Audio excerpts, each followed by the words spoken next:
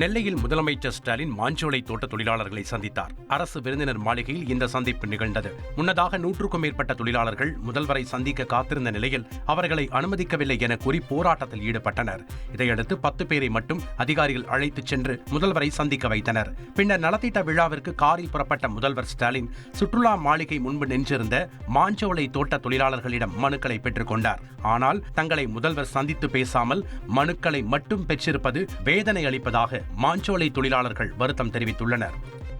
கடைசி நேரத்தில் எங்களை சந்திக்க முடியாதுன்னு பயங்கரமான வருத்தம். எங்க மக்கள் மாஞ்சோல இருந்து ராத்திரி போல வந்து பஸ் ஸ்டாண்ட்ல படுத்திருக்காங்க.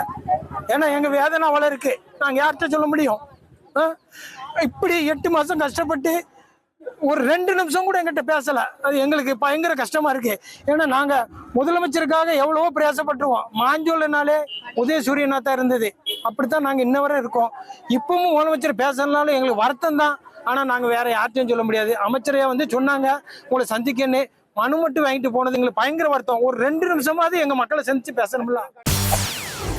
செய்திகளை உடனுக்குடன் தெரிந்து கொள்ள உடனே சப்ஸ்கிரைப் பண்ணுங்க.